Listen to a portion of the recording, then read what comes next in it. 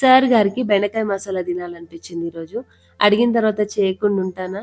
అయితే కిచెన్‌లోకొచ్చి నేను స్టార్ట్ చేసేసరికి నేనే చేస్తాను అనేసి అన్నాడు. సో, కటింగ్ అయితే చూపెట్టినాను. ఈలోపు మిగతా పనులన్నీ నేను చేసుకొనొచ్చినాను. అండ్ ఆ పనులు అయ్యే లోపల కూడా ఈ కటింగ్ కాలేదు. రైస్ పెట్టేసాను, పప్పు పెట్టేసాను.